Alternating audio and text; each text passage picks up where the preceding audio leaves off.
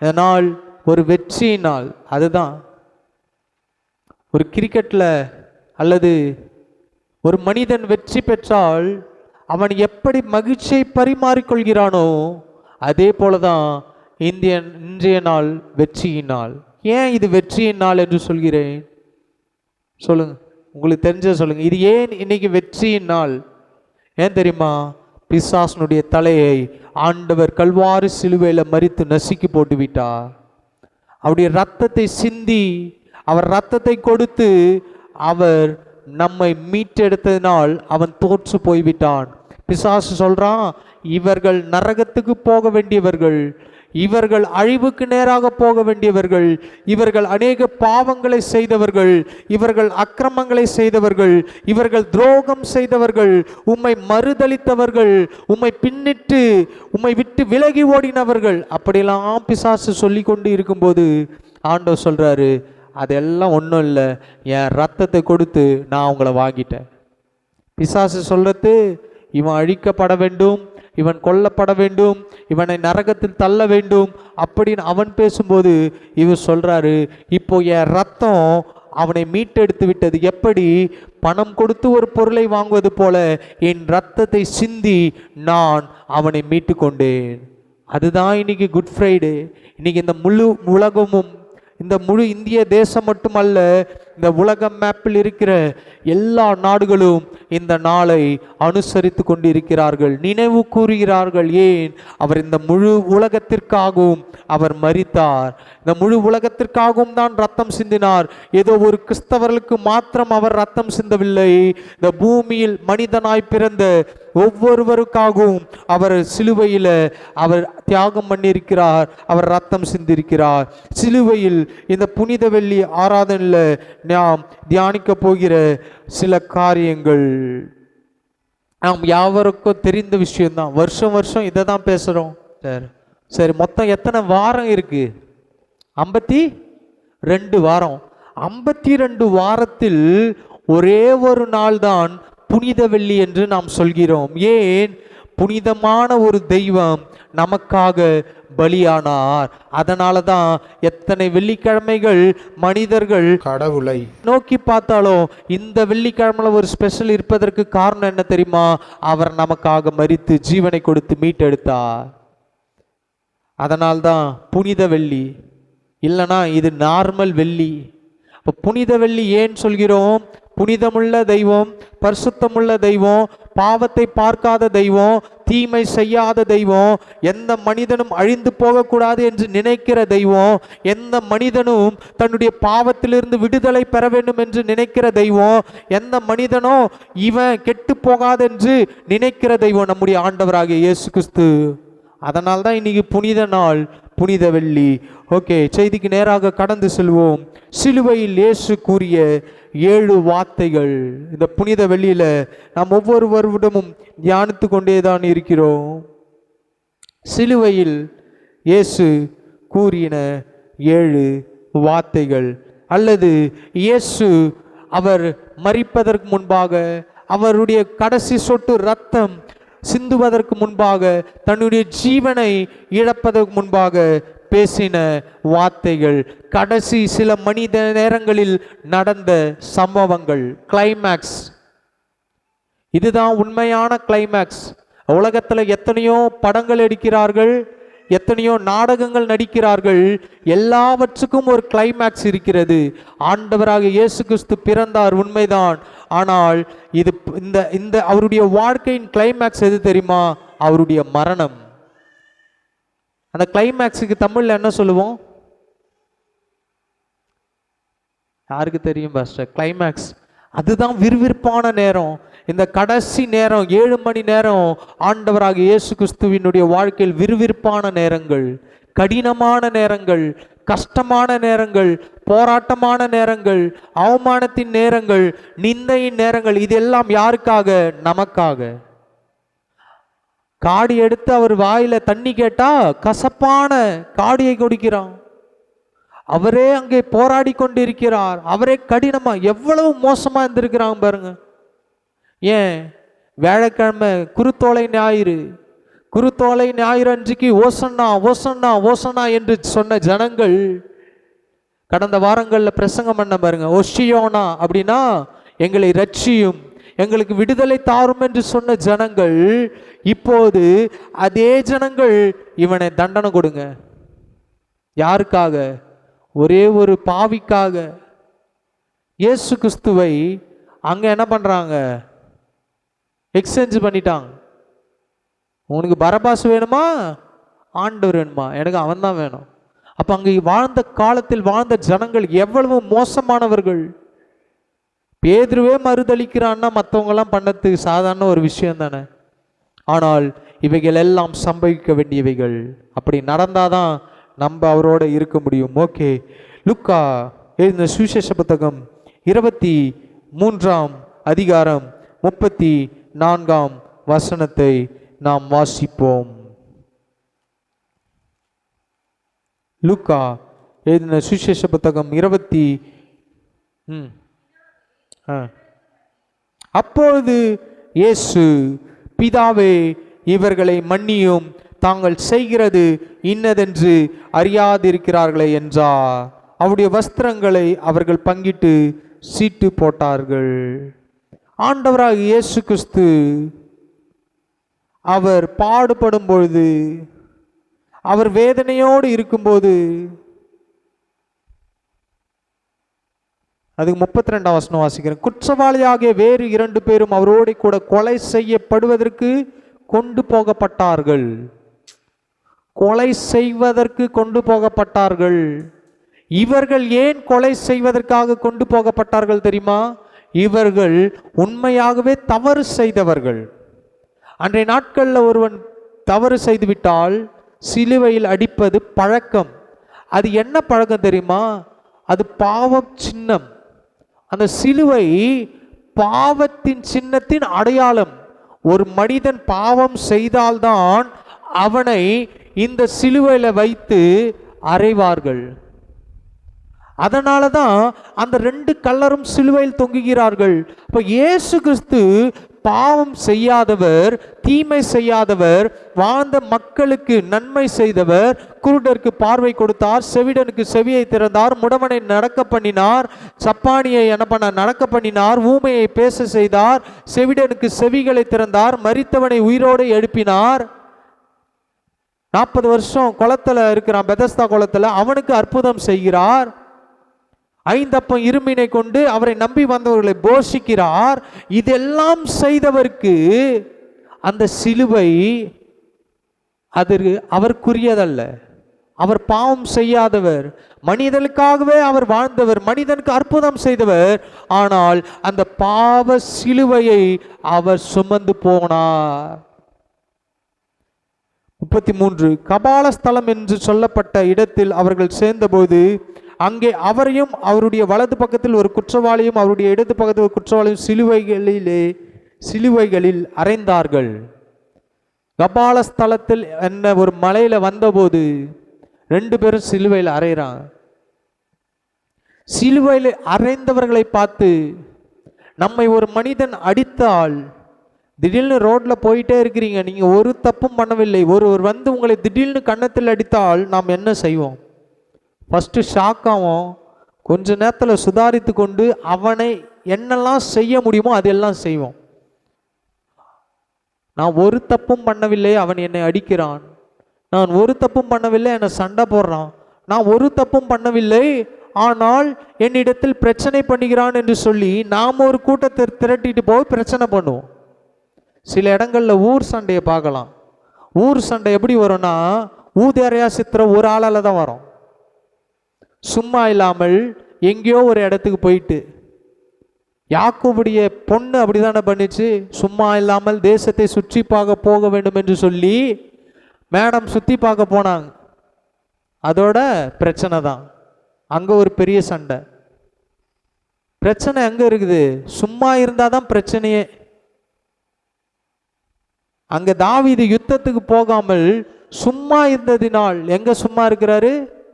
மொட்டை மாடியில் போய் சும்மா இருந்ததினால் வந்த பிரச்சனை. அவன் அன்னைக்கு யுத்தத்துக்கு போகணும். எதுக்கு சொல்கிறேன்? பிரச்சனைகள் சில நேரம் தேடி வருகிறது.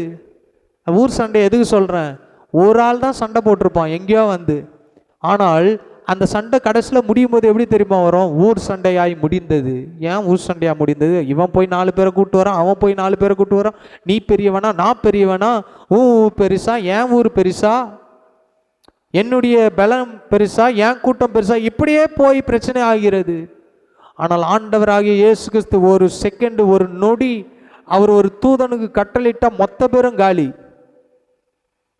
அந்த சிலுவையில் இருந்து கிண்டல் பண்ணவனையும் ஏளனம் பண்ணவனையும் அவர் ஒரு வார்த்தை சொல்லியிருந்தா மொத்த பேரும் காலி. ஒரே ஒரு தூதம் போதும், அங்கே இருந்த ஊரும் காலியாக இருக்கும், அங்கே இருந்த மனுஷனும் காலியாக இருப்பாங்க. ஆனால் இயேசு கிறிஸ்து அங்கே சொன்ன வார்த்தை என்ன தெரியுமா, இவர்களை மன்னியும், இவர்களை மன்னியும். இவர்கள் அந்த மன்னிக்கிற சுபாவம் வருவது ரொம்ப கஷ்டம், அது உங்களுக்கும் சரி எனக்கும் சரி. ஆனால் ஒரு தெய்வம் ஒரு மனிதனை தண்டித்திருக்கலாம், அவனை பார்த்து ஜாடமாடியாக கூட பேசலாம், இரு இன்னும் 2 மணி நேரம் தான், இல்லை 2-3 நாள் தான் உயிரோட வந்து நான் உனக்கு வச்சுக்கிறேன். நமக்கு அந்த பவர் இருந்துச்சுன்னா, இயேசு கிறிஸ்துவுக்கு இருந்த வல்லமை நமக்கு இருந்ததுன்னா, நம்மளை ஒரு ஆள் சிலுவையில் அரைஞ்சானா, நமக்கு தெரியும் மறிக்க போகிறோம் தெரிஞ்சிச்சுன்னா, நான் திருப்பி 3ஆம் நாள் உயிரோட வருவேன்னு தெரிஞ்சதுன்னா, வந்த உடனே ஃபஸ்ட்டு அந்த காடியை கொடுத்தவனை ஜாடியை வாங்கி ஒரே அடி அடிச்சிருப்போம். நமக்கு அப்படி, அதனால தான் ஆண்டவர் நமக்கு இப்படிப்பட்ட வல்லமெல்லாம் கொடுக்கல. நான் ஒரு நாள் பூமிக்கு வருவேன், அப்போ நீங்கள் உயிரோட வந்தால் போதும், அது வரைக்கும் நீங்கள் எல்லாம் கல்லறையில் போய் ரெஸ்ட் எடுங்க, தூங்குங்க. அதனால தான் எல்லாம் கல்லறையில் தூங்கி கொண்டு இருக்கிறார்கள், அவர் மட்டும் உயிரோடு எழும்பிட்டார். நமக்கு இப்பேற்பட்ட ஒரு வல்லமை, ஒரு பவர், ஒரு சக்தி இதெல்லாம் இருந்ததுன்னா நம்ம பழி வாங்கியிருப்போம். ஆனால் ஆண்டவர் சொல்றாரு மன்னியுங்கள். அவர் 3ஆம் நாள் உயிரோடு வந்த பிறகு அங்கே இருந்த ஜனங்களுடைய மனநலமெல்லாம் எப்படி இருந்திருக்கும்னு நினைக்கிறீங்க நீங்கள்? ப்ராக்டிக்கலாக யோசிச்சு பாருங்க. பயம், திகில் வந்திருக்கும். ஏன்னா அன்னைக்கே வந்துச்சு, அவர் மரித்த கொஞ்ச நேரத்தில் திரைசீலை 2ஆக பிளக்கிறது, வானத்தில் இருள் சூழ்ந்தது, இவ்வளவு காரியங்கள் நடக்கிறது, அப்பே பயம் வந்துச்சு. ஆனால் அங்கே ஆண்டவர் உயிரோடே வந்ததை அறிந்தவர்கள் என்ன நினைச்சிருப்பாங்கன்னா, எப்படியோ நம்மளை இவர் போட்டு தள்ளிடுவாரு, இவர் வேற சொன்ன மாதிரியே உயிரோட வந்துட்டாரு, நம்ம வேற அடிக்கும் போதெல்லாம் சொல்லி சொல்லி அடிச்சோமே, எப்படி அடிச்சோம், நீ கடவுளா இருந்தா உயிரோட வந்து பாரு, நீ தான் தேவனா, நீ தான் எங்கள் ராஜ்யங்களை காப்பாற்ற போறியா, நீ தான் மேசியாவா, இப்படிலாம் சொல்லி அடிக்கும்போது இப்போ அடித்தவனுக்கெல்லாம் எப்படி இருக்கும், இப்போ திக்கு திக்குன்னு இருக்கும். நம்ம ஊரில் சொன்னால் பக்கு பக்குன்னு படப்படன்னு இருக்கும். ஏன் படப்படன்னு இருக்கும், அவர் வேற உண்மையாகவே உயிரோடு வந்துட்டாரு. ஏன்னா அதற்கு முன்பாக வரைக்கும் எத்தனையோ பேர் அந்த சிலுவையில் அறைந்தார்கள், யாரும் உயிரோடு வரவில்லை. ஆனால் நம்முடைய ஆண்டவராகிய இயேசு கிறிஸ்து மீண்டும் உயிரோடு எழுந்தார். அதுதான் நமக்கு வெற்றி. ஏன் அவர் மன்னித்தார், அங்க மன்னிக்கக்கூடிய சுபாவம் அவருக்குள் இருந்தது. இல்லைன்னா பேதுருவே மன்னிச்சிருக்க மாட்டாரு, இல்லைன்னா பேதுரு ஊழியமே பண்ணியிருக்க மாட்டாரு, பேதுருவால் அற்புதம் நடந்து இருக்காது. அவர் மன்னித்து விட்டால் பிற்பாடு அதை குறித்து அவர் யோசிப்பதில்லை. இன்னைக்கு மனிதர்கள் தான் மன்னிச்சுன்னு சொல்லுவாங்க, ஆனால் அது திருப்பி திருப்பி என்ன ஆகும், மைண்டில் வந்துட்டே இருக்கும். வாய் சொல்ல மன்னிச்சிட்டேன்னு, ஆனால் ஆர்ட் சொல்லாது. ஆர்ட்டுக்கும் இதயத்துக்கும் எவ்வளோ கேப்பு, நமக்கு ஒரு அடி தான் கேப்பு, ஆனால் ரொம்ப தூரம் இருக்கும் நம்ம சொன்ன வார்த்தைக்கும் செயலுக்கும். எதுக்கு இதெல்லாம் சொல்கிறேன், அவர் மன்னித்தார். அந்த மன்னிப்பினால் தான் ஜனங்கள் ரட்சிக்கப்பட்டார்கள், அந்த மன்னிப்பினால் தான் ஜனங்களுக்கு விடுதலை கிடைத்தது. ஒருவேளை அவர் மன்னிக்காவிட்டால் என்ன நடந்திருக்கும்? அந்த கள்ள சிலுவையில் அறையப்பட்ட ஒருவன் ஆண்டவர்கிட்ட வரல, அவன் கிண்டல் பண்ணுறான், இன்னொருத்தவன் எங்களை நினச்சிங்க. ஆண்டவரோடு அவன் என்ன பண்ணுறான், அடுத்த வசனத்தை நான் கூறுகிறேன். அப்போ மன்னிப்பு, அவர் நம்மை மன்னித்தது போல நாமும் மற்றவர்களை மன்னிக்க வேண்டும். அதுதான் இன்னைக்கு. அப்பேற்பட்ட பாடுகளும் கஷ்டங்களும் நமக்கு வரவில்லை, இப்பேற்பட்ட அடிகளும் நாம் வாங்கவில்லை, இப்பேற்பட்ட காரியங்கள் நம்முடைய வாழ்க்கையில் நடக்கவில்லை. உண்மைதானே? இன்னைக்கு அவரை மாதிரி நம்ம கஷ்டப்பட்டு, அவரை மாதிரி பாடுபட்டு, அவரை மாதிரி வல்லமை இருந்ததுன்னா ரொம்ப கஷ்டம். அவ்வளவு வல்லமை இருந்தவர் சொல்றாரு, நான் உன்னை மன்னிக்கிறேன். நம்ம கிட்ட 10 பைசாவுக்கு நம்ம பிரயோஜனம் இல்லாமல் இருப்போம், ஆனால் வைராக்கியம் மட்டும் பயங்கரமாக இருக்கும். 10 பைசாவுக்கு பிரயோஜனம் கிடையாது, ஆனால் வைராக்கியம் எதில் இருக்கணும்? ஆண்டவர் மேலே இருக்கணும். எலியா வைராக்கியமாக இருந்தான், அவருக்காக ஜீவிப்பதற்காக. ஆனால் இங்க ஆண்டவர் சொல்றாரு, பிதாவே இவர்களை மன்னியும், இவர்கள் செய்வது இன்னதென்று அறியாது இருக்கிறார்கள். அவன் என்ன செய்யறான்னு அவனுக்கே தெரியல, அவன் என்ன பேசுறான்னு அவனுக்கே தெரியல, அவன் எதுக்கு என்ன அடிக்கிறான்னு அவனுக்கும் தெரியல. 2 பேர் சிலுவையில் அறையப்படுகிறார்கள். அவர்கள் தீமை செய்தவர்கள், பாவம் செய்தவர்கள், ஏதோ ஒரு தப்பு பண்ணதுனால தான் சிலுவையில் அறைந்தார்கள். ஆனால் இயேசு கிறிஸ்து ஒன்றுமே செய்யவில்லையே. அவர் என்ன தப்பு செய்தார் அப்படின்னு நீங்க பைபிளை படிச்சீங்கன்னா ஒரு தப்பும் இருக்காது. நம்ம தான் அவர் பேரை சொல்லி தவறாய் செய்து கொண்டிருக்கிறோம், தவறாக பேசி கொண்டிருக்கிறோம். சில வீட்டிலலாம் எப்படி தெரியுமா அழுவாங்க? யாராவது மறுத்து போட்டா, ஆண்டவர் கை விட்டுட்டார், ஆண்டவர் மறந்துட்டாரு, ஆண்டவர் இருக்கிறாரா அப்படின்னு பொட்டியை போட்டு அடிச்சு அழுவாங்க.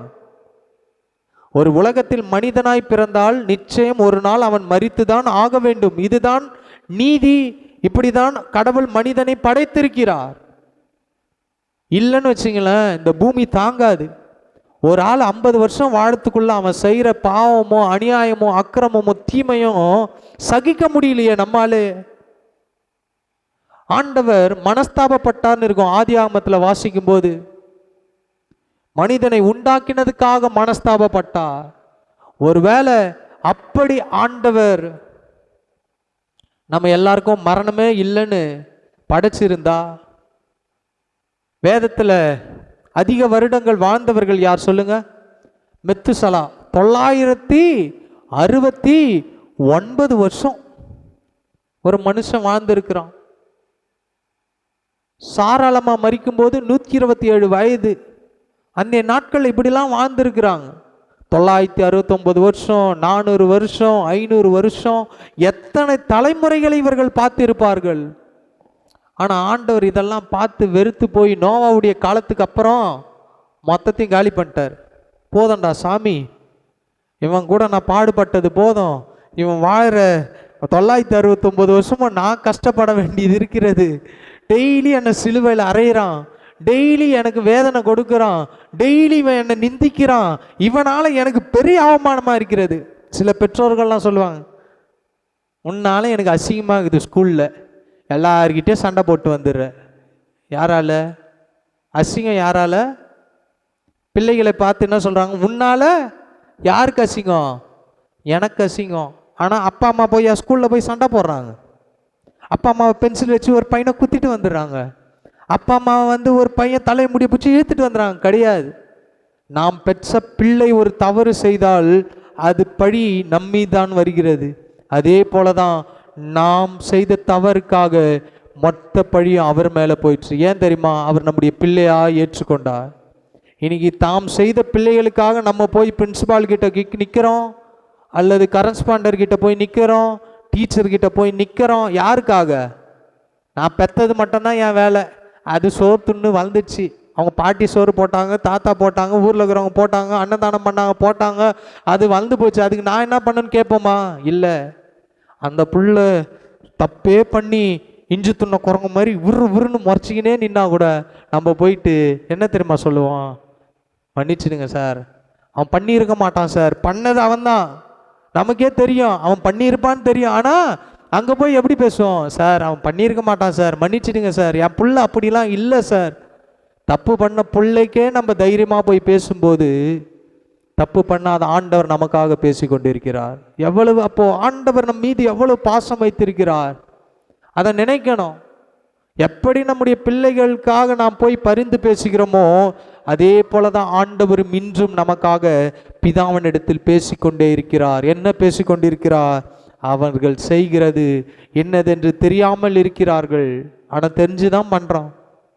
அவன் அன்னைக்கு அடிக்கும்போது தெரிஞ்சுதான் அடிச்சான், அவன் திட்டும்போது தெரிஞ்சுதான் திட்டுறான், அவன் ஏசினார்கள். பலவிதமான பாடுகள் அவர் நமக்காக கல்வாரி சிலுவையில் அவர் என்ன பண்ணாரு? அவர் பாடுபட்டார். 35ஆம் வசனம், ஜனங்கள் நின்று பார்த்து கொண்டிருந்தார்கள். அவர்களுடனே கூட அதிகாரிகளும் அவரை இகழ்ந்து, இவன் மற்றவர்களை ரட்சித்தான், இவன் தேவனானால் தெரிந்து கொள்ளப்பட்ட கிறிஸ்துவானால் தன்னைத்தானே ரட்சித்து கொள்ளட்டும் என்றார்கள். போர் சேவகரும் அவரிடத்தில் சேர்ந்து அவருக்கு காடியை கொடுத்து, தலைவர்கள்லாம் இகழ்ந்து பேசுகிறார்கள். இவன் இயேசு தானே, இவன் மற்றவனை ரட்சிக்கிறேன்னு சொன்னானே, இவனே ரட்சிக்கட்டும், இவனை விடுதலை பெற்றுக்கட்டோன்னு அவ்வளவு பேச்சு பேசுகிறார்கள். ஆனால் இந்த பாடுகள் எல்லாம் உங்களுக்காகவும் எனக்காகவும் தான். இரண்டாவது வார்த்தை, இன்றைக்கு நீ என்னோடு கூட பரதீசில் இருப்பாய். 23:43 வாசிக்கிறேன். இயேசு அவனை நோக்கி, இன்றைக்கு நீ என்னோட கூட பரதீசில் இருப்பாய் என்று மெய்யாகவே உனக்கு சொல்கிறேன்.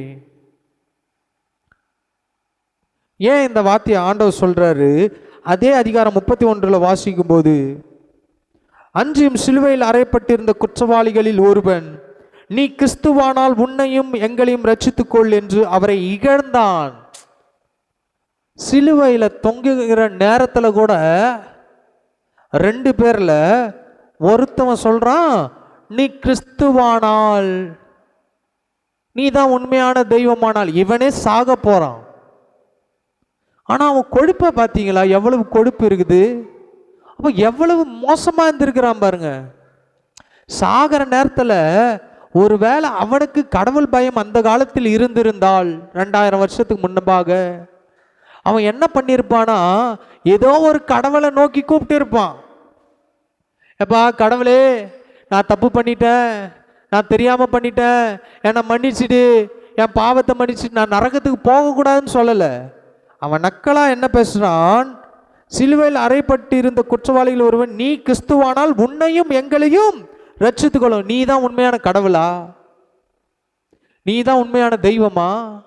நீ உண்மையான தெய்வமா இருந்தா ஃபர்ஸ்ட் உன்னை ரட்சிக்கோ, விடுதலை பண்ணிக்கோ, எங்களையும் விடுதலை ஆக்கு என்று இகழ்ந்தான். அவன் தாழ்மையா கேட்கவில்லை. இன்னைக்கு சில நேரம் சில மனிதர்கள் நம் பக்கத்தில் இருந்தே சில காரியங்களை இப்படிதான் செய்வார்கள்.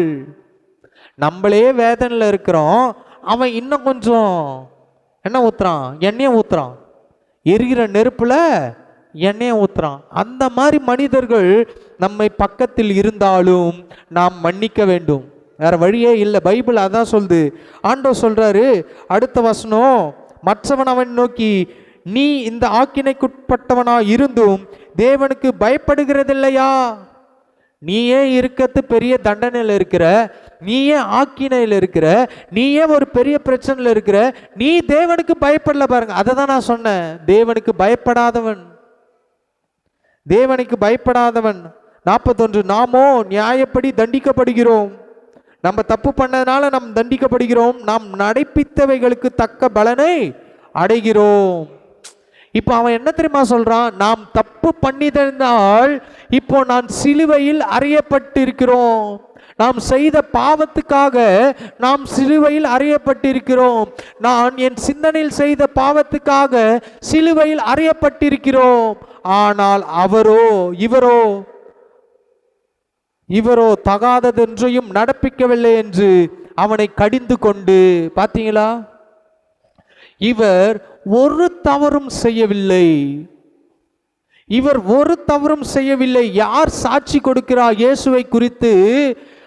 தவறு செய்தவன் சாட்சி கொடுக்கிறான், பாவம் செய்தவன் சாட்சி கொடுக்கிறான், தண்டனையில் இருக்கிறவன் இயேசு கிறிஸ்துவை குறித்து சாட்சி கொடுக்கிறான்.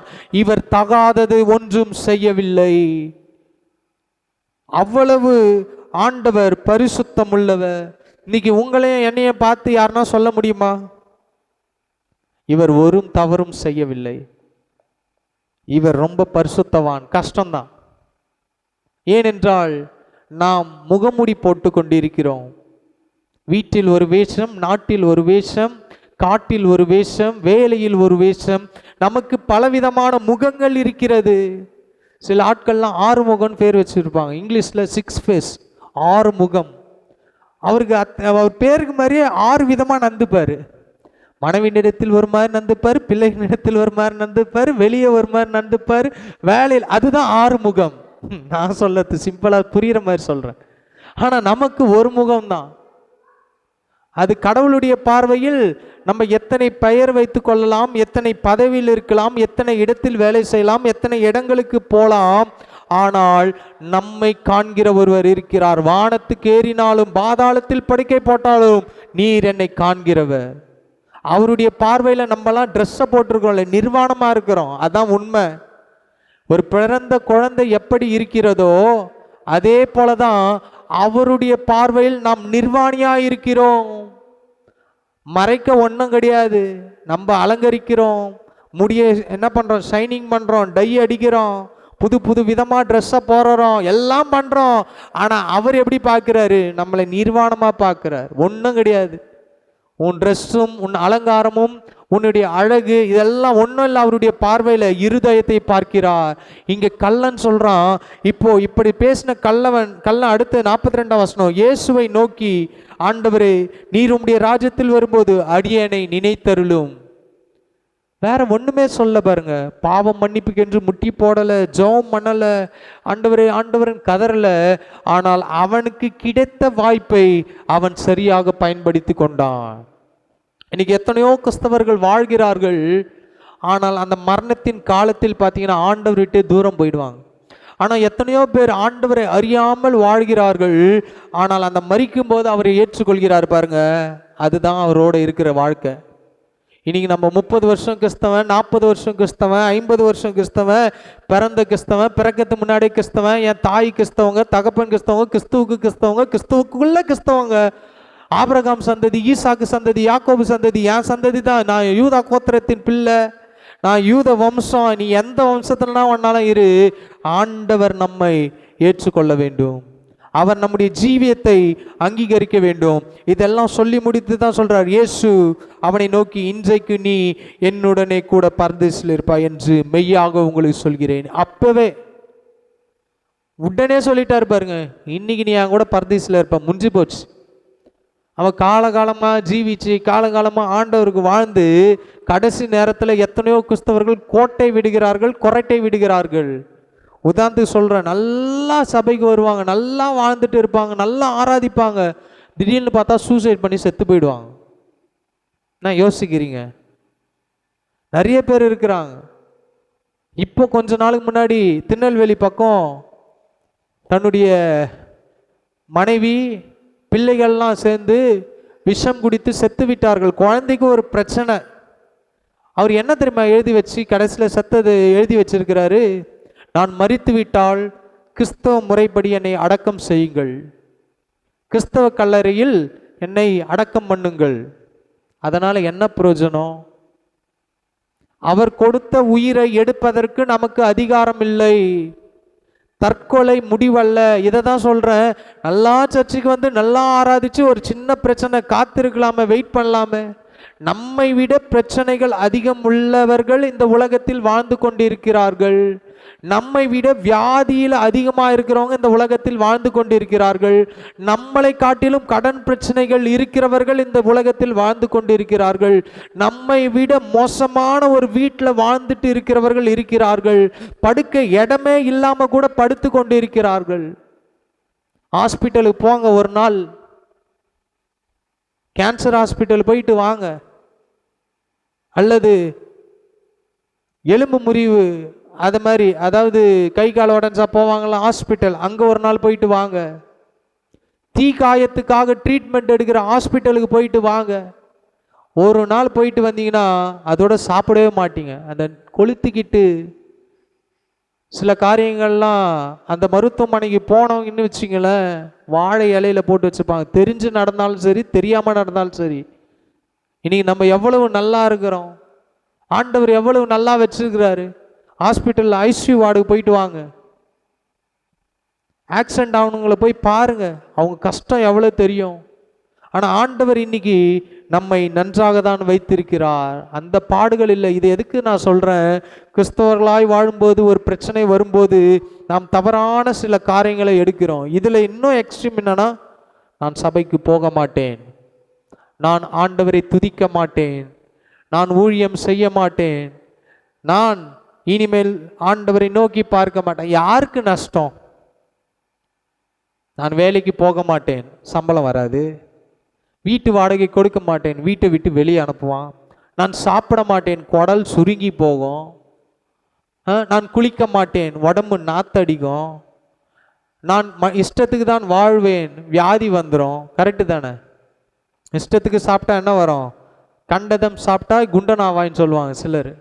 தொப்பையை குறைக்கணும், என்ன பண்ணணும்? குப்பையை குறைக்கணும். அப்போ ஆவிக்குரிய வாழ்க்கையில் என்ன செய்யணும்? அவருக்கு ஒரு நஷ்டமும் இல்லை. நான் பாவம் செய்வதினால் ஆண்டவருக்கு நஷ்டம் இல்லை, எனக்கு தான் நஷ்டம். நான் பொய் சொல்வதினால் ஆண்டவருக்கு ஒரு நஷ்டமும் இல்லை, எனக்கு தான் நஷ்டம். நான் தீமை செய்வதினால் ஆண்டவருக்கு ஒரு நஷ்டம் இல்லை, எனக்கு தான் நஷ்டம். அதனால தான் ஆண்டவர் சொல்றார், இதை பண்ணாத, இதை செய்யாத, இது பின்னாடி போகாத, பண்ணாத, என்னை நோக்கி பாரு, என்னை நோக்கி கூப்பிடு, நான் உனக்கு உதவி செய்கிறேன். அப்போ ஆண்டவர் ரெண்டாவது இந்த கல்லனில் ஒருவனை சொல்ற, இன்னைக்கு நீ என் கூட பரதேசில் இருப்பாய். இன்னைக்கு ஆண்டவர் நம்மை பார்த்து சொல்லணும், இன்னைக்கு நீ கண்ணை மூணா நாளைக்கு என்கிட்ட இருப்ப அப்படின்னு ஒரு நிச்சயம் இருக்கானா? 99.9% நம்பிக்கையே இருக்காது.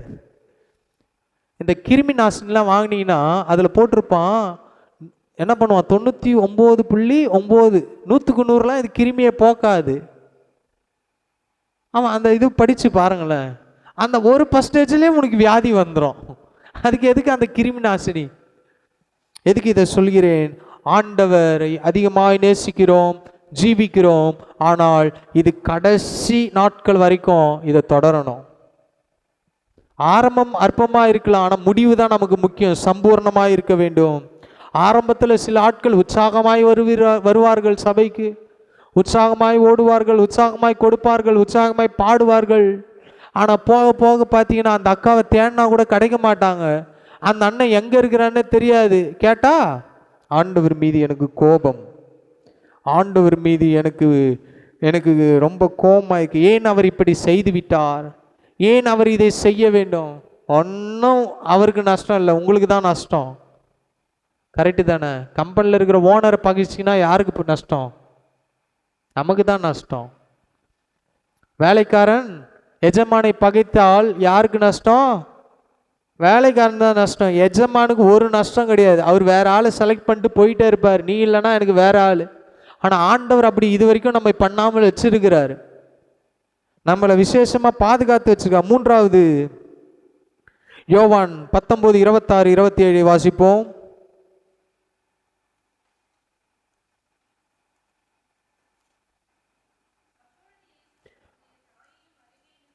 அப்பொழுது இயேசு தம்முடைய தாயையும் சீஷனை கண்டு நம்முடைய தாயை நோக்கி, ஸ்திரீயே அதோ உன் மகன் என்றார். இங்க 19 மூன்றாவது நாம் வாசிக்கிறோம் 26-27 யோவான் 19:26. அப்போது இயேசு தம்முடைய தாயும் அருகே நின்று தமக்கு அன்பாய்ந்த சீஷர்களும் கண்டு தம்முடைய தாயை நோக்கி, ஸ்திரீயே அதோ உன் மகன் என்றான். பின்பு அந்த சீஷனை நோக்கி, அதோ உன் தாய் என்றான். நேரமே முதல் அந்த சீஷன் அவளை தன்னிடமாய் ஏற்றுக்கொண்டான். மரிக்கும் போது கூட தாயை அவர் விட்டு கொடுக்கவில்லை. நம்ம பாஷையில் அம்போன்னு விட்டு போல. அது வரைக்கும் ஏன் இதை அவர் சொல்ல வேண்டும்? ஏன் தெரியுமா? இந்த பூமியில் நான் வருவதற்கு நீங்கள் ஒரு வழிகாட்டியாக இருந்தீர்கள், உங்கள் சரீரத்தை ஒப்பு கொடுத்தீர்கள், நீங்கள் பரிசுத்தமாய் வாழ்ந்தீர்கள். இதுவரைக்கும் நீங்கள் என்னை மகனாய் பார்த்தீர்கள், நீங்கள் என்னை உம்முடைய பிள்ளையாய் நேசித்தீர்கள், ஆகாரம் கொடுத்தீர்கள், உணவு கொடுத்தீர்கள், உடையை கொடுத்தீர்கள், இருப்பிடத்தை கொடுத்தீர்கள், கூடவே வச்சிருந்தீங்க, அன்பா பார்த்துக்கிட்டீங்க. இதெல்லாம் உண்மை. அவர் எப்படி சொல்றாரு? இதெல்லாம் நல்லதம்மா. அது வரைக்கும் அவர் அப்படி தானே பார்த்துட்டு வந்தாங்க, மகனை போல தான் பார்க்குறாங்க. சிலுவையில் அறையிற வரைக்கும், சிலுவையில் அறைந்து பிற்பாடு உயிரோடு எழுந்த பிறகுதான் அவர் மேசியா, அவர் கடவுள் என்று புரிந்து கொண்டார்கள். இதை எதுக்கு சொல்கிறேன் தெரியுமா? அதுக்கப்புறம் அந்த தகப்பன் தாய் என்கின்ற உறவு முடிகிறது. இதுக்கப்புறம் நீங்கள் யாரு? நீங்களும் மனிதன். உங்களுக்கு ஒரு பிள்ளை இருக்கிறான், நீங்கள் அவங்கள பார்க்கணும்.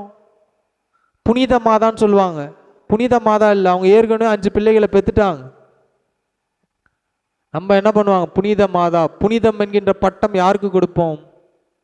கல்யாணம் ஆகாதவங்க, நல்ல காரியங்க பண்ணவங்க, அப்படி தானே? கல்யாணம் ஆன பிறகு, அதாவது திருமதி எப்போ போவாங்க? கல்யாணம் ஆனவங்களுக்கு திருன்னு போடுவோமா? திருமதி தான் போடுவோம். கல்யாணம் ஆயிடுச்சுன்னா அந்த தனி பேரை கூட ஒரு பேரை ஆட் பண்ணிக்கிறோம். அவங்க திருமணம் ஆனவர்கள். அப்போ ஆண்டவர் சொல்றாரு, நான் சிலுவையில் மரிக்க போகிறேன், அதற்கு முன்பாக எனக்கு ஒரு வேலை இருக்கு. அதோ உன் பையன், இனிமே அவன் தான் உங்க பையன், நான் இல்லை. நான் இந்த பூமியில் வந்த வேலை முடிந்து விட்டது. நான் இந்த பூமியில் வந்த காரியங்களை நிறைவேற்றி விட்டேன். நான் எதற்காக இந்த பூமியில் பிறந்தனோ அது எல்லாவற்றையும் செய்து முடித்து விட்டேன். இனி உங்களுக்கும் எனக்கும் நடுவே ஒன்றுமில்லை. அதுக்கப்புறம் அவர்கள் எப்படி வாழ்ந்தார்களோ, எப்படி ஜீவித்தார்களோ, அதை வைத்து தான் அவங்களுக்கு நியாய தீர்ப்பு இருக்கிறது. நல்லா புரிஞ்சுங்க. நான் கிறிஸ்தவனாய் பிறப்பதினால் கிறிஸ்து எனக்குள் இருக்கிறார் என்று சொல்ல முடியாது. என் பெயர் ரெபேக்கா, என்னுடைய அம்மா பேரு வேற, கிறிஸ்தவ பேரு எப்சிபா, இப்படிலாம் பேர் வச்சுக்கலாம். ஆனால் கிறிஸ்தவன் நாய் பேர் வைப்பதனால் கிறிஸ்தவன் அல்ல, கிறிஸ்தவனாய் பிறப்பதினால் கிறிஸ்தவன் அல்ல, கிறிஸ்துவுக்காய் வாழ்பவனே கிறிஸ்தவன். நல்லா புரிஞ்சுங்க. அப்போ ஆண்டவர் சொல்றாரு, இனி எனக்கும் உங்களுக்கும் உறவு முடிந்து விட்டது. இனி நான் உங்களை போஷிப்பதற்கு, அதை இருக்கிறான் பாருங்க சீஷன், அவன் ஏற்றுக்கொண்டான்.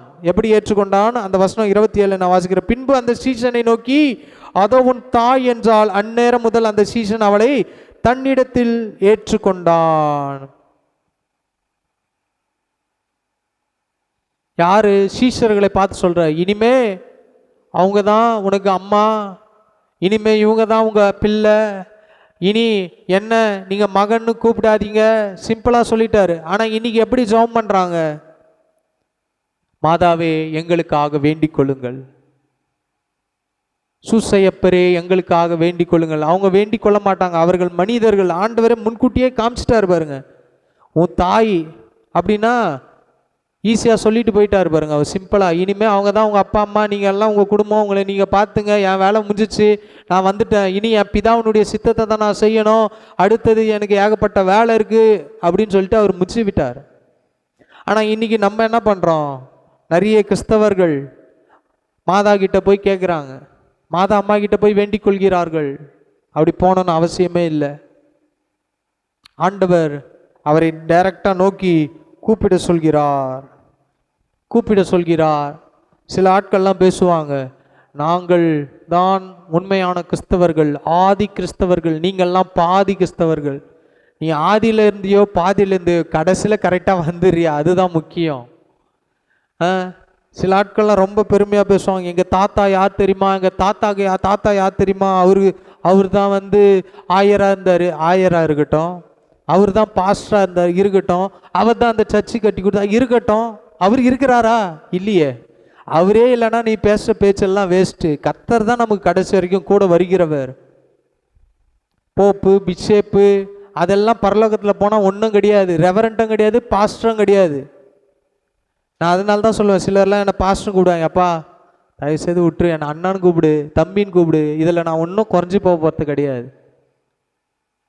சில ஆட்கள்லாம் பாஸ்டர்னு தான் கூப்பிடணும். எனக்கு ஒரு நண்பர் உண்டு, அவர் ஃப்ரெண்டு சின்ன பசங்கிட்ட போய் ஒரு நாள் அண்ணான்னு கூப்பிட்டான் பசங்களாம். உடனே நான் யார் தெரியுமா, நான் பாஸ்டர், இன்னிலேருந்து பாஸ்டர். நீ பாஸ்டர்னு கூப்பிட்டா என்ன இப்போ பரலோகம் போயிடுமா நேரா? நீங்கள் பாஸ்டரோ அல்லது போஸ்டரோ என்ன சொல்கிறேன் நான், மற்றவங்கள சொல்ல, ஆண்டவருக்காக வாழ்ந்தால்தான் நம்ம அவருடைய இடத்துக்கு போக முடியும். இதில் ஒன்றுமே இல்லை, இதில் ஒரு விசேஷமே கிடையாது. இப்போது நீங்கள் ரட்சிக்கப்பட்டால் அந்த ரட்சிப்பை கடைசி வரைக்கும் காத்து கொள்ள வேண்டும். சில கிறிஸ்தவர்கள்லாம் இருப்பாங்க, பண்டிகை கால கிறிஸ்தவர்கள்,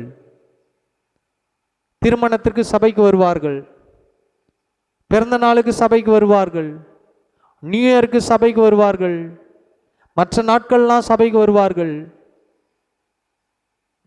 ஆனால் 52 வாரம் ஞாயிற்றுக்கிழமை சபையில் பார்க்க முடியும்னா முடியாது. வேலை இருக்கும் சிலருக்கு, அதை நம்ம தவிர்க்க முடியாது. ஆனால் இங்கே வரமோ எங்கே வரமோ ஞாயிற்றுக்கிழமை ஆராதனைக்கு கண்டிப்பாக போயிடணும். எந்த சபைக்கு வேணாலும் நான் அடிக்கடியாக தான் சொல்லுவேன், இங்கே தான் வரணும்னு இல்லை. சபை கூடி வருதலை விட்டு விடாதிருங்கள். நீங்கள் எந்த சபைக்கு வேணாலும் போங்க, ஆனால் ஞாயிற்றுக்கிழமை அவரை நோக்கி பாருங்க. ஞாயிற்றுக்கிழமை அவருடைய நாள்.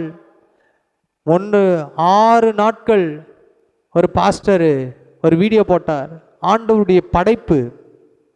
ஈஸியாக புரியணும், உங்களுக்கும் புரிஞ்சுன்னு சொல்கிறேன். ஆண்டவர் முதல் நாள் எதை படைத்தார்?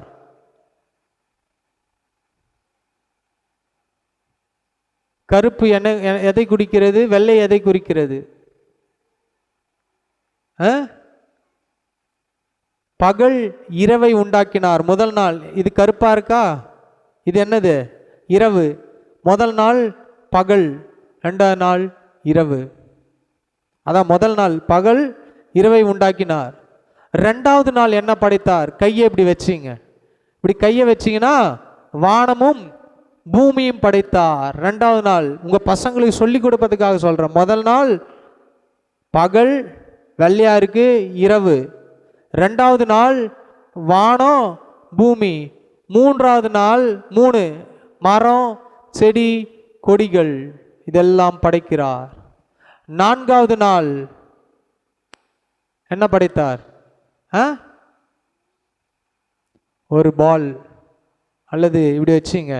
4வது நாள் கையை வச்சிங்கன்னா சூரியன் சந்திரனை படைக்கிறார்.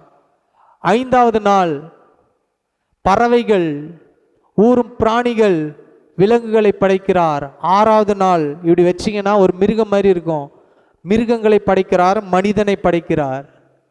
7வது நாள் ஓய்ந்திருந்தார். சிம்பிளா ஈஸியாக ஒரு ஆளுக்கு ஆண்டவருடைய படைப்பு சொல்கிறேன். 6 நாளில் எல்லாவற்றையும் உண்டாக்கினார். 7வது நாள் ரெஸ்ட் எடுத்தார். ஆனால் மனுஷனும் மிருகத்தையும் ஒன்றா பறிச்சிட்டார் ஒரே நாளில். அதுதான் கொஞ்சம் வித்தியாசம். அதனால தான் சொல்கிறான், பல்து குரங்குலேருந்து வந்தவன் பல்துகிறான் இவன். மனுஷன் எதுலேருந்து வந்தானா? குரங்குலேருந்து வந்தான். என்ன கொள்கை? டார்வின் கொள்கை. அது ஒரு குரங்கு. அதனால தான் அது மனுஷனை குரங்குலேருந்து வந்து சொல்லிட்டான்னு போயிடுச்சு. ஆனால் ஆண்டவருடைய படைப்பு பாருங்க, எல்லாம் படைத்து அந்த 7வது நாள் ஓய்ந்திருக்கிறார், ரெஸ்ட். ஆனால் நம்ம 365 நாளும் ஓடி ஓய்ந்திருக்கிற நாள், ஏம்மா முடியல, இடுப்பு வலிக்குது, வா சர்ச்சுக்கு போயாவது உக்காடலாம். எப்பா? உடம்பு ஆடி பாடி ஓய்ந்து போய் நடக்க முடியல, தள்ளாடிக்கிற வயசுல வந்து இப்போ சர்ச்சுக்கு போகலாமா? ஏம்மா எனக்கு கொஞ்சம் கையை பிடிச்சி கூட்டும் போ. எப்போ? கண்ணு தெரியாதப்போ, நடக்க முடியாதப்போ. ஆனால் ஆண்டவர் எதிர்பார்க்கிறது நாம் நன்றாக இருக்கும் போதே இது எல்லாவற்றையும் செய்ய வேண்டும். அதுக்காக தான் அவர் மரிச்சார். இல்லைன்னா நம்மளை காலி பண்ணிருப்பார். அந்த 7வது நாள் அவருக்குரிய நாள். எங்கேயும் போகாதீங்க, வந்துருங்க. ஊருக்கு போகாதீங்க, ஆண்டவருடைய நாள், வந்துருங்க. வேற சபைக்கு ஊருக்கு போனாலும் எங்கேயாவது சபைக்கு போங்க, வேற வழியே இல்லை. ஹாஸ்பிட்டல் அட்மிட் ஆகிருக்கிறீங்க, அந்த நாளை விட்டுட்டு மற்ற நாள் சபைக்கு போயிடணும். அப்போ தான் அவர் சொல்வார், இதோ என் மகன் என்று சொல்வார். இல்லைனா இவன் வேலைக்கு ஆக மாட்டான்ப்பா, சரிப்பட்டு வர மாட்டான். நம்ம பிள்ளையே சொல்லத்தை கேட்கலன்னா நம்ம எவ்வளவு கோபப்படுறோம், எவ்வளவு டென்ஷன் ஆகுறோம். ஆனால் ஆண்டவரை டென்ஷன் ஆகலை. அதனால தான் அவருக்கு பிபிஎம் இல்லை, சுகரும் இல்லை, அவருக்கு ஒரு வியாதியும் இல்லை. நம்ம டென்ஷன் ஆகி தான் நமக்கு எல்லா வியாதியும் வருகிறது. அவர் என்ன பண்ணுறாரு? அவருடைய காரியங்களை சரியாக செய்து முடித்து விட்டார். வாழும்போதே தன்னுடைய அம்மாக்கு என்ன செய்ய வேண்டுமோ அதை செய்து விட்டார் மரிப்பதற்கு முன்பாக. 4வது மத்தேயு 27:45-46 அல்லது மார்க்கு 15:13 வாசிங்கள்.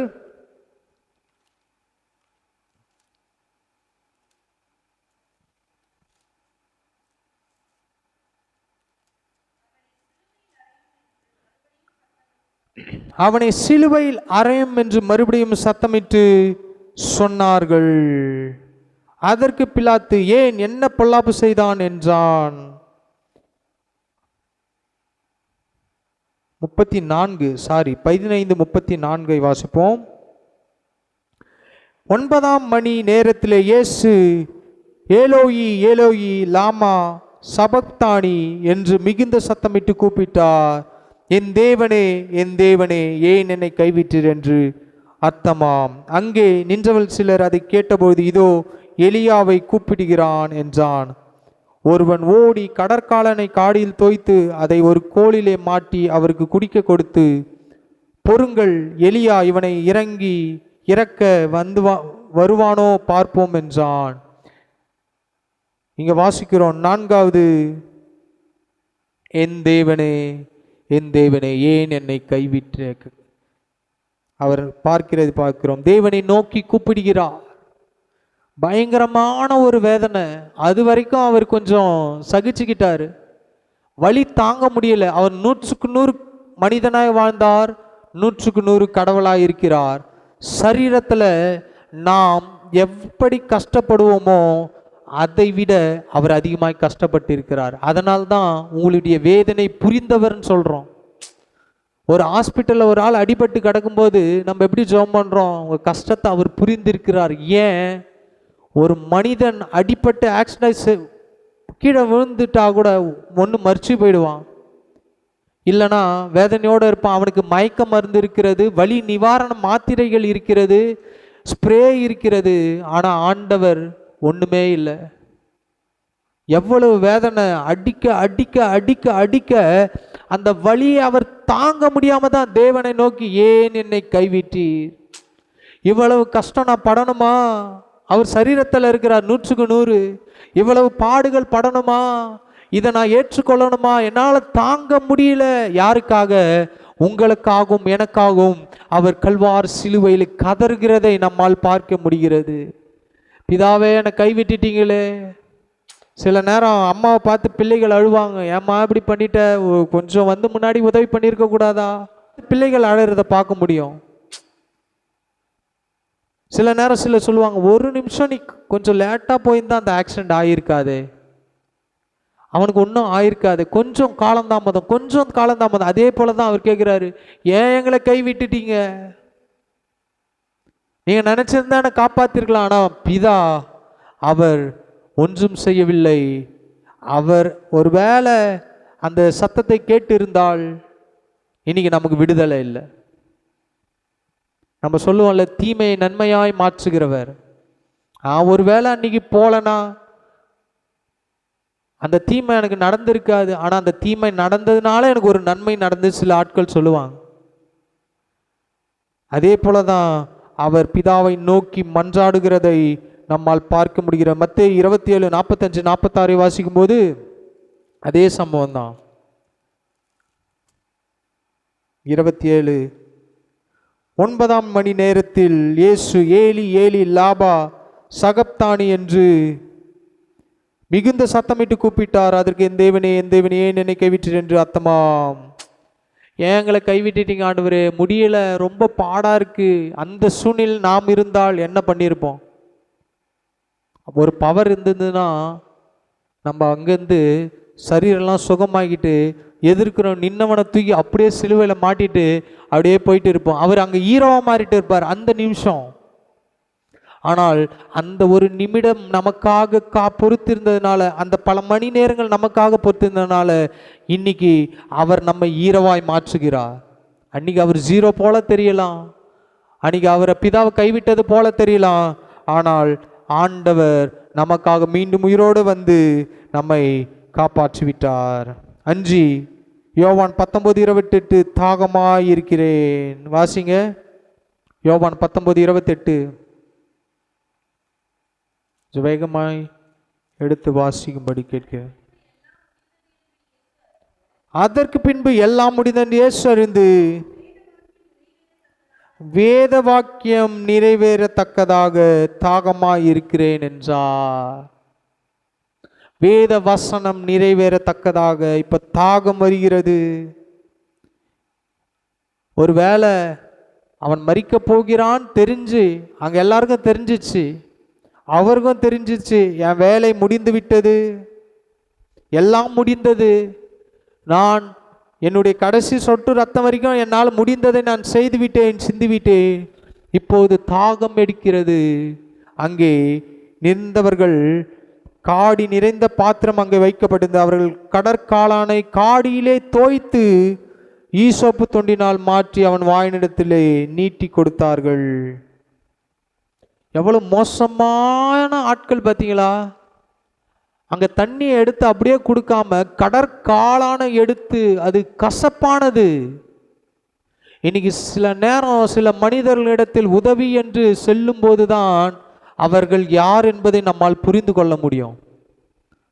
அன்னைக்கு அவங்க இருந்தா கூட இல்லைன்றுவாங்க, தர முடியாதுன்னுவாங்க. சில நேரம் கசப்பான அனுபவம் நமக்கும் உண்டு. ஆனால் அவர்களையும் மன்னிக்க வேண்டும் என்று வேதம் சொல்கிறது. கடற்காளானை மாட்டி அவருக்கு எடுத்துட்டு போய் கொடுக்குறான். அப்படியே கொடுத்தா அவனுக்கு என்ன பிரச்சனை? அப்போ அவனுடைய எண்ணங்கள்லாம் எவ்வளவு வன்மத்தால் நிறைந்திருக்கிறது. பழி வாங்கணும் அவரை, வன்மம். இவன் ரெண்டாவது இவன் உயிரோடே வரக்கூடாது, இவன் சாகர நேரத்தில் கூட கஷ்டத்தை அனுபவிக்கணும்.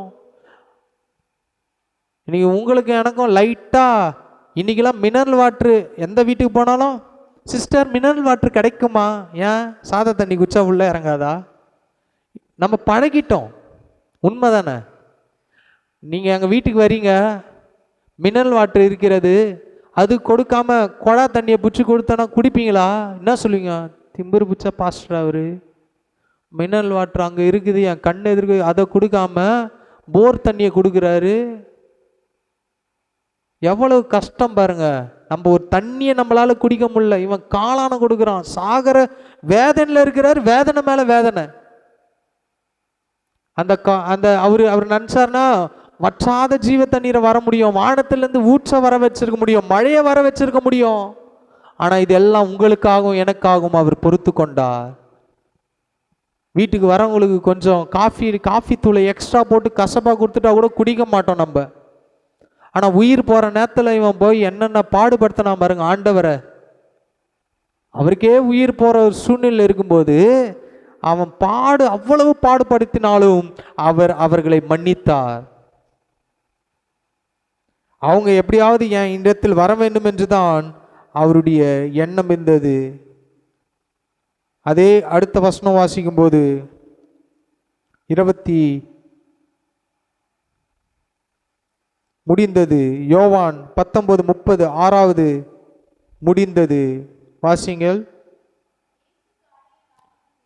இயேசு காடியை வாங்கின பின்பு முடிந்தது என்று சொல்லி தலையை சாய்த்து ஆவியை ஒப்பு கொடுத்தார். எல்லாம் இப்பொழுது முடிந்தது. கடைசி சில நிமிடங்களில் அவர் இருக்கிறார். ஆவியை பிதாவினிடத்தில் ஒப்பு கொடுத்தார். மனுஷனுடைய வாழ்க்கை அவர் கொடுத்த தீபம். ஆவி அவர் கொடுத்தது. ஆவியை யாரிடத்தில் ஒப்பு கொடுத்தார்? பிதாவினிடத்தில் ஒப்பு கொடுத்தார். இன்னைக்கு நம்ம எப்படி இருக்கிறோம்? ஆவி, ஆத்மா, சரீரம். நாம் சரீரத்தில் ஒரு பாவம் செய்தால் அது ஆவியையும் ஆத்மாவும் பாதிக்கும். அதனால்தான் ஆண்டவர் சொல்றாரு, நீங்களே அந்த ஆலயம். அதனால்தான் நீ செத்தவனுக்காக உடம்பை குத்திக்காத, கீறி கொள்ளாத, உன்னை வருத்தி கொள்ளாத. ஏன்? அவர் நம்முடைய உள்ளத்தில் வாசம் பண்ணுகிறார். இன்னைக்கு நான் உங்க வீட்டுக்கு வந்துட்டேன். உன் வீட்டில் வந்த பிறகு நீங்க எப்படி இருக்கணும்? பாஸ்டர் வந்துட்டாரு, சண்டை போடக்கூடாது. பாஸ்டர் வந்துட்டாரு, நம்ம நேற்று வரைக்கும் பிரச்சனை, இன்னைக்கு நம்ம சும்மா ஆக்ஷனாவது பண்ணுவோம். பாஸ்டர் வந்துட்டாரு, வீட்டில் ஒன்றும் இல்லைனாலும் கடையில் போயாவது வாங்கிட்டு வந்துடுவோம், கையில் காசு இல்லைனாலும் மாற்றிக்கொள்கிறோம்.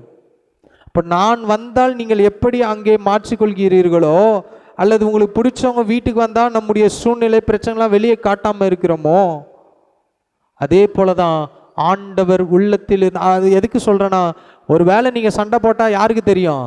எனக்கு தெரியும். ஏன்னா நான் அந்த வீட்டில் இருக்கிறேன். உங்களுக்கு பிரச்சனை சில நேரம் ஈஸியாக கண்டுபிடிச்சிடலாம். இவங்க கஷ்டத்தில் இருக்கிறாங்க. அந்த பார்வை, சில நேரம் சில செயல்கள்லாம் கண்டுபிடிக்க முடியும். இவங்க ரொம்ப கஷ்டத்தோடு இருக்கிறாங்க, ஆனால் சபைக்கு வராங்களே. இவங்க பாடுகளோடு இருக்காங்க, சபைக்கு வராங்களே. எதனால்? உங்களுடைய செயல்களை பார்த்து புரிந்து கொள்வது போல ஆண்டவர் உள்ளத்தில் இருக்கிறார். அவர் உங்களுடைய பாடுகளை புரிந்து கொள்வார், உங்கள் கஷ்டங்களை புரிந்து கொள்வார். அதனால தான் அவர் சொல்றாரு, முடிந்தது. ஆவியை ஒப்பு கொடுத்தார். உங்கள் வீட்டுக்கு நான் வந்த பிறகு நீங்கள் சண்டை போட்டிங்கன்னா நான் என்ன பண்ணுவேன்? அப்பா சாமி, நான் இந்த வீட்டை விட்டு வெளியே போயிடுறேன், என்னாலாம் இனிமேல் இருக்க முடியாது, எங்கள் ரெண்டும் அடிச்சுக்குதுங்க, சண்டை போட்டுதுங்க, கடைசியில் நம்ம கிட்ட தான் பஞ்சாயத்துக்கு வருங்க, நான் இந்த வீட்டுக்கெலாம் இருக்க மாட்டேன் ஓடுற மாதிரி கடவுளும் வெளியே போயிடுவார். இன்னைக்கு அவருடைய ஆவி நமக்குள் இருக்கிறது. அந்த கடைசி நாட்கள் வரைக்கும் அந்த ஆவியானவரை பாதுகாத்து கொள்ள வேண்டும். இயேசு கிறிஸ்து பாருங்க, முடிந்து தலை சாய்த்த பிற்பாடு தான் ஆவியை ஒப்பு கொடுக்கிறார். ஆவியை நீங்கள் எடுத்துங்க, என் வேலை முடிஞ்சது. அது மாத்திரமல்ல, கடைசி 23:46 லூக்கா 23:46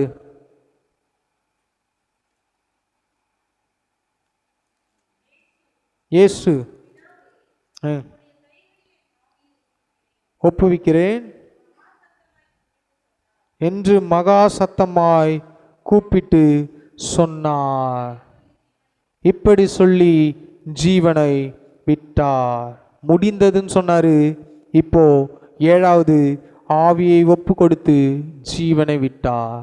அவர் வந்த நோக்கத்தை நிறைவேற்றி விட்டார். அவர் இந்த பூமியில் எதற்காக வந்தாரோ அதை செய்து முடித்து விட்டார். பூமியில் அவர் எதற்காக வந்தார்? நம்முடைய பாவங்களுக்காகவும் நம்முடைய சாபங்களுக்காகவும் நம்முடைய அக்கிரங்களுக்காகவும் அவர் என்ன பண்ணாரு? இந்த பூமியில் வந்து அவர் என்ன பண்ணாரு? நம்முடைய பாவங்களுக்காக மரித்து விட்டார். இந்த தெய்வத்தை இன்றைக்கு நாம் எப்படி பார்க்க முடியும்? இது எல்லாவற்றையும் அவர் நமக்காக செய்து முடித்து விட்டார். நமக்காக ஜீவனை கொடுத்து விட்டார். நமக்காக எல்லாவற்றையும் கொடுத்து நம்மை மீட்டு விட்டார். அப்ப இவரை எப்படி பார்க்க முடியும்? அவர் பரலோகம் போயிட்டாரு, அவர் உயிரோட 3ஆவது நாள் எழும்பிட்டாரு. அப்போ இவரை நாம் காண வேண்டும் என்றால் நாம் எப்படி வாழ வேண்டும்? 1 பேதுரு 1:16 வாசியுங்கள்.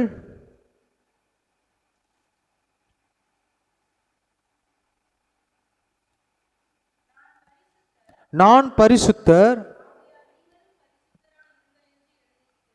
ஆகையால் நீங்களும் பரிசுத்தராய் இருங்கள் என்று எழுதியிருக்கிறது. உங்களுக்காகவும் எனக்காகவும் மரித்த தெய்வத்தை இன்று நாம் பார்க்க வேண்டுமென்றால், அவரோடு வாசம் பண்ண வேண்டுமென்றால் பரிசுத்தராய் வாழ வேண்டும். நான் பரிசுத்தர், நீங்களும் பரிசுத்தராய் இருங்கள். அவர் எதற்காக மரித்தார்? பரிசுத்தமுள்ள வாழ்க்கை நாம் வாழ்வதற்காக, பரிசுத்தமுள்ள ஜீவியத்தை நாம் வாழ்வதற்காக, பரிசுத்தமாய் ஜீவித்து மற்றவர்களுக்கு சாட்சாய் வாழ்வதற்காக, ஏதோ ரோட்டில் நின்று சண்டை போடுவதற்காக அல்ல. ஏதோ நான் ஒரு சபையை நடத்தி கொண்டு இருந்தேன். இங்கே ஆரம்பிப்பதற்கு முன்பாக ஞாயிற்றுக்கிழமை அந்த அம்மா பயங்கரமாக வருவாங்க சபைக்கு. ஒரு நாள் பைக்கில் அதிகாலை ஜெபம் முடிச்சுட்டு சர்ச்சுக்கு வரல. சரி, கிராமத்து வழியாக போயிட்டு ஜெபம் பண்ணிட்டு வீட்டுக்கு போகலாம் பார்த்தா, அங்கே புடவையை தூக்கி இப்படி சொருவிக்கின்னு அங்கே அந்த குடத்தை வச்சுக்கின்னு அந்த அம்மா போட்ட சண்டையை பார்த்த பாருங்க, ஷாக்காயிட்டேன். அந்த அது கையில் வேற இப்படி தூக்கி பிடிச்சிக்கின்னு இப்படி ஒரு குடத்தை பிடிச்சிக்கின்னு நான் இன்னும் யோசிக்கிறேன். சபைக்கு வந்து ஆராதிப்பது பரிசுத்தம் அல்ல, அதாவது அது பரிசுத்தம் தான். மற்ற 6 நாளும் எப்படி இருக்கிறீங்க அதை தான் கர்த்தர் பார்க்கிறார். இன்னைக்கு வந்து ஆண்டோடைய சமூகத்தில் இருந்து ஜெபம் பண்ணிட்டு போறீங்க, உண்மைதான். ஆனால் அன்னைக்கு பார்த்து நான் ஷாக் ஆகிட்டேன். அந்த அம்மா அந்த ஸ்டைலு விட்டா நம்மள அடிச்சிருவாங்க போது. பக்கத்தில் போனால் அப்படியே புடவையை தூக்கி பிடிச்சிக்கின்னு இப்படி நின்றுக்கின்னு அப்படி குஞ்சிக்கின்னு அங்கே பேசின பேச்சுக்குது பாரு.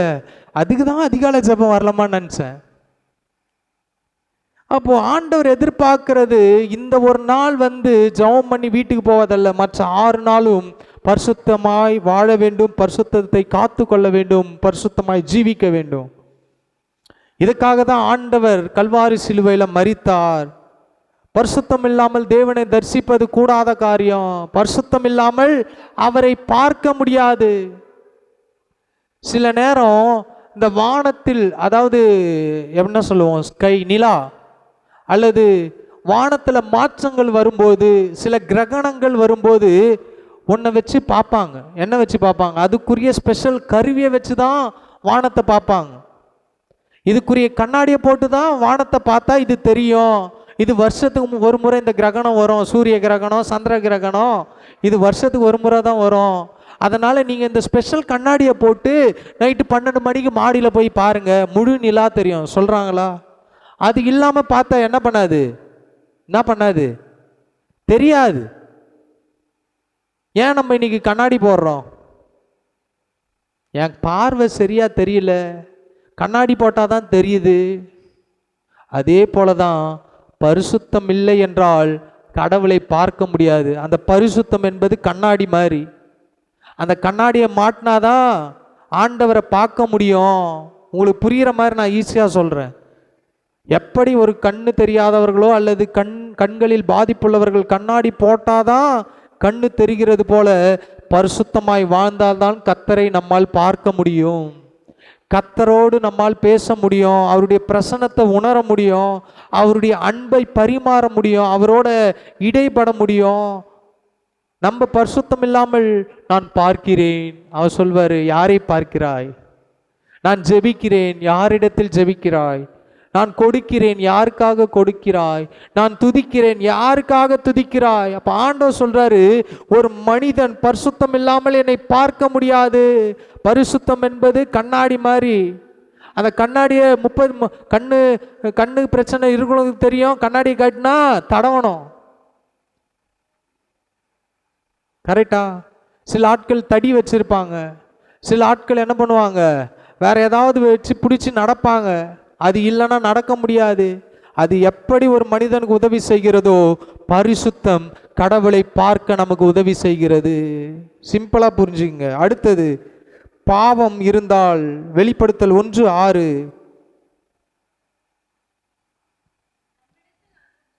நம்மிடத்தில் அன்பு கூர்ந்து நமது இரத்தத்தினாலே நம்முடைய பாவங்களற நம்மை கழுவி தம்முடைய பிதாவாகிய தேவனுக்கு முன்பாக நம்மை ராஜாக்களும் ஆசாரியரும் ஆக்கின உண்டாயிருப்பதாக. ரத்தம் சிந்தினால் பாவங்களை கழுவி இருக்கிறார். ஆண்டவர் நமக்காக பாவங்களை கழுவி இருக்கிறார். ரோமர் 6:23 வாசிக்கும் போது, எடுத்தவர்கள் வேகமாக, பாவத்தின் சம்பளம் மரணம், தேவனுடைய கிருபை வரமோ நம்முடைய கர்த்தராகிய இயேசு கிறிஸ்துவினால் உண்டான நித்திய ஜீவன். பாவத்தின் சம்பளம் மரணம். அப்படின்னா ஒரு ஆள் செத்து போறானா பாவத்தினால் மரிப்பதில்லை. நல்லா புரிஞ்சுங்க. இந்த பாவத்தின் சம்பளம் வேற, இந்த பாவத்தின் சம்பளம் வேற. இது நித்திய மரணத்தை குறிக்கிறது. ஒரு குழந்தை பிறக்கிறது, அந்த குழந்தைக்கு சரீரத்தில் எந்த உணர்வும் இல்லை. அந்த குழந்தை ஒரு குறிப்பிட்ட காலகட்டத்தில் மரித்து போகிறது. இப்போ அந்த குழந்தை பாவம் பண்ணிச்சா? நான் கேட்கறது கரெக்டாக தப்பா? பிறக்கிறது, படுத்த படுக்கையோடு இருக்கிறது, சுயநினைவு இல்லை, பேச தெரியல, ஆனால் வளர்ச்சி மட்டும் இருக்கிறது. ஒரு குறிப்பிட்ட காலத்தில் அந்த குழந்தை மரித்து போகிறது. அப்போ அந்த குழந்தை பாவத்தினால் மரித்ததா? அப்போ ஒரு மனிதன் உலகத்தில் பிறந்தால் அவன் மரிக்க வேண்டி இருக்கிறது. அப்போ இந்த மரணம் எதை குறிக்கிறது? பாவத்தின் சம்பளம் மரணம். இது நித்திய மரணத்தை குறிக்கிறது. நரகத்தில் போயிடுவ, முடிஞ்சு போச்சு. அவரோட வாழ முடியாது, அவரோட வாசம் பண்ண முடியாது, அவர் கூட ஜீவிக்க முடியாது. ஆனால் தேவனுடைய கிருபை வரமோ நம்முடைய கர்த்தராகிய இயேசு கிறிஸ்துவினாலே உண்டாகிய நித்திய ஜீவன். நமக்கு இந்த மரணத்திலிருந்து தப்பிக்க ஒரு வழி இருக்கிறது. அது நித்திய ஜீவன். அது இயேசு கிறிஸ்துவின் இடத்தில் நமக்கு வந்திருக்கிறது. அது எதன் மூலமாக வந்திருக்கிறது? சிலுவையின் மூலமாக நமக்கு வந்திருக்கிறது. புரிஞ்சுதா? ஈஸியா நமக்கு மரிக்க வேண்டியவர்கள், ஆனால் சிலுவையின் மூலமாக ஆண்டவர் நம்மை மீட்பை கொடுத்தார். 1 யோவான் 1:7 வாசிக்கும் போது, 1 யோவான் 1:7,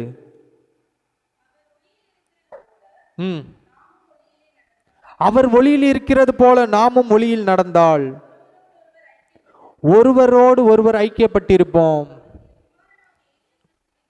அவருடைய குமாரனாகிய இயேசு கிறிஸ்துவின் ரத்தம் சகல பாவங்களையும் நீக்கி நம்மை சுத்திகரிக்கிறது. கடைசியில் எங்க வந்திருக்கு தெரியுமா? ஒருவன் ஆண்டவரை பார்ப்பதற்கு அவருடைய ரத்தம் நமக்கு உதவி செய்கிறது. ஒருவன் ஆண்டவரிடத்தில் நெருங்குவதற்கு அவருடைய ரத்தம் உதவி செய்கிறது. கடைசியில் இயேசு கிறிஸ்துவினுடைய ரத்தம் தான் நம்முடைய சகல பாவங்களையும் நீக்கி நம்மை சுத்திகரிக்கிறது. நம்ம இடத்தில் இருக்கும் பணம் அல்ல, நம்ம இடத்தில் இருக்கும் பொருள் அல்ல, நம்மோடு இருக்கிற மனிதர்கள் அல்ல, நம்ம வீடு அல்ல, நாம் வைத்திருக்கிற ஆஸ்தி அல்ல, சொத்து இல்லை. இயேசு கிறிஸ்துவினுடைய ரத்தம் மாத்திரமே சகல பாவங்களையும் நீக்கி நம்மை சுத்திகரிக்கிறது. அந்த ரத்தம் எந்த நாளில் சிந்தப்பட்டது?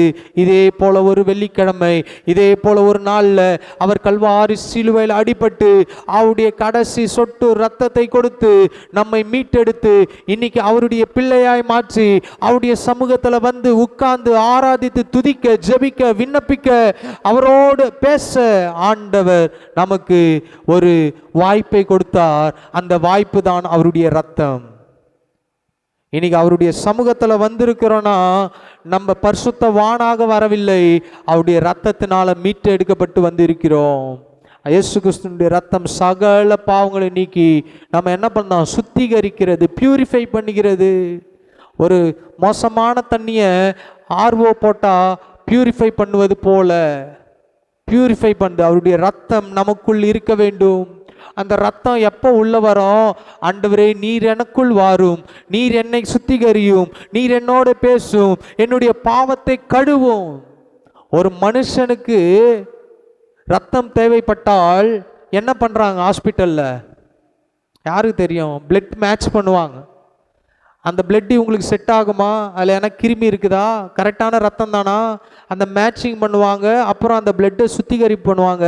கடைசியில் தான் அந்த மனுஷனுக்கு அந்த ரத்தம் ஏறினோடனே லட்சுமி அம்மாவுடைய ரத்தம் இப்போ ஆஸ்பானுடைய ரத்தமாய் மாறுகிறது. பிரியங்காவுடைய ரத்தம் இப்போது ஆஸ்பானுடைய ரத்தமாய் மாறுகிறது. இப்போ நான் யாருக்கு ரத்தம் கொடுத்தாலும் அது யாருடைய ரத்தம் சொல்லுவாங்க? ஆஸ்பானுடைய ரத்தம். லட்சுமி அம்மா எனக்கு ரத்தம் கொடுத்தார்கள், அந்த ரத்தம் எனக்குள் வந்தது. அந்த ரத்தத்தை கொஞ்ச நாள் கழிச்சு நான் வெளியே போய் வேற ரத்தம் கொடுத்தா அது யாருடைய பெயரை சொல்கிறது? என்னுடைய பெயர் தான் சொல்லும், அவங்க பேர் சொல்லாது. இன்னைக்கு நீங்களும் நானும் அவருடைய ரத்தத்தால் கழுவப்பட்டிருக்கிறோம். அந்த ரத்தம் உள்ள வந்துச்சுன்னா உள்ள இருக்கிற சரீரத்தை சுத்திகரிக்கும், உள்ள இருக்கிற பிரச்சனைகளை மாற்றும், உள்ள இருக்கிற தீமையான காரியங்கள்லாம் வெளியேற்றும்.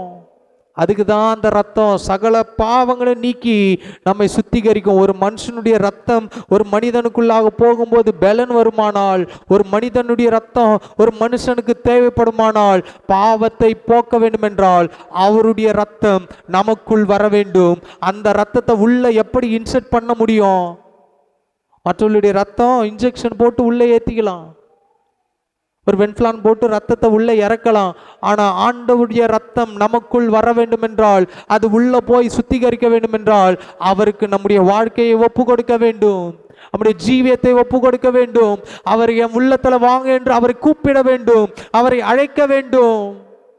மற்றவங்க வீட்டுக்கு வந்தால் வாங்கன்னு கூப்பிடுறது போல, ஆண்டவரே என் உள்ளத்தில் வாருங்க, என் உள்ளத்தில் வந்து நீங்கள் வாசம் பண்ணுங்க, உமக்கு பிரியமில்லாத காரியத்தை என் உள்ளத்திலிருந்து வெளியே எடுத்து போடுங்க, உமக்கு பிரியமில்லாத காரியங்கள் செய்திருந்தால் மன்னியுங்க, என் வாழ்க்கையை ஒப்பு கொடுக்கிறேன், நீங்கள் உள்ள வந்து சுத்திகரிங்க. அப்பதான் சகல பாவங்களும் சுத்திகரிக்கப்படும். காலை நேரத்தில் அவர் மரித்தது எதற்காக? அவருடைய ரத்தம் சிந்துதல். அது நமக்காக அவர் ரத்தம் சிந்தினார். அந்த ரத்தம் சரீரத்துக்குள்ளாக பாய்ந்தால்தான் நமக்கு விடுதலை கிடைக்கும். அப்போ அந்த ரத்தம் எப்படி உள்ள வரும்? இன்னைக்கு டாக்டர் கிட்ட போனீங்க, பலவீனமாக இருக்கிறது டாக்டர், அவர் என்ன கொடுக்குறாரு? டேப்லெட் கொடுக்குறார், பி காம்ப்ளெக்ஸ் டேப்லெட்டு, ஏதோ ஒரு மாத்திரையை கொடுக்கிறார். அந்த மாத்திரையை உள்ள சாப்பிடணும். மாத்திரை இருக்கிறது இருக்கட்டும், குளுக்கோஸ் இருக்கிறது இருக்கட்டும், டானிக் இருக்கிறது இருக்கட்டும், அது டானிக் ஃப்ரிட்ஜில் இருக்கட்டும், மருந்து மாத்திரை ஃப்ரிட்ஜில் இருக்கட்டும்னா அது வேலை செய்யாது. அதை நாம் புசிக்க வேண்டும். அந்த மாத்திரை எடுத்து உள்ளே போடணும். பி காம்ப்ளெக்ஸ் மாத்திரை, சத்து மாத்திரை, இப்போல்லாம் நிறைய மாத்திரை வந்துச்சு, மீன் மாத்திரை, பேனு மாத்திரை, எல்லா மாத்திரையும் எடுத்து உள்ளே போடு. மீனாக சாப்பிடல, இப்போ மீன் மாத்திரை எவ்வளோ? 30 ரூபாய். ஆனால் கவலை மீன் 30 ரூபாய்க்கு இவ்வளோ கொடுக்குறான். அப்போ அந்த மாத்திரைகளை உண்ண வேண்டும்.